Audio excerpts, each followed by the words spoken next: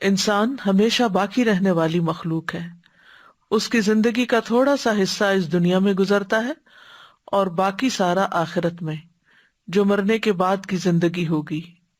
یہ دنیا عمل کی جگہ ہے اور آخرت جزا کی۔ آخرت کے لیے سب کچھ ہمیں اسی دنیا میں ہی کرنا ہے، اس لحاظ سے یہ وقت، یہ عمر بہت ہی چھوٹی ہے۔ ہر گزرتا لمحہ آخری لمحہ ہے جو کبھی واپس نہیں آئے گا۔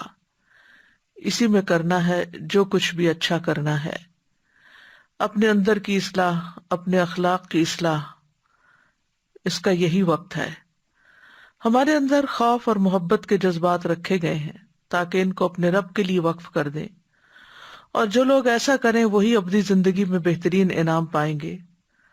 رب کا خوف کیا ہے کہ اس کو اس دنیا میں نہ دیکھتے ہوئے بھی اس طرح جئیں جیسے کہ ہم اس کو دیکھ رہے ہیں، ہر طرف ہمیں اس کی قدرت کے کرشمے نظر آنے لگیں، دل ہر لمحہ اس کی یاد سے معمور ہو، اس کو اپنے قریب پائیں۔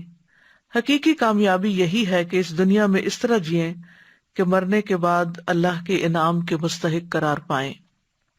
تو یہ سورۃ الرحمن کی آیت نمبر 46 ہے، وَلِمَنْ خَافَ مَقَامَ رَبِّهِ جَنَّتَانِ، اس شخص کے لیے جو اپنے رب کے سامنے قیامت کے دن کھڑا ہونے سے ڈرتا ہے اور اس ڈر کی وجہ سے اس نے برے کام چھوڑ دیے اور جن کاموں کا اس کو حکم دیا گیا اس نے ان کی تعمیل کی، تو ایسے شخص کے لیے 2 جنتیں ہیں جن کے برتن، زیورات، عمارتیں اور ان میں تمام چیزیں جو ہیں وہ سونے کی ہوں گی۔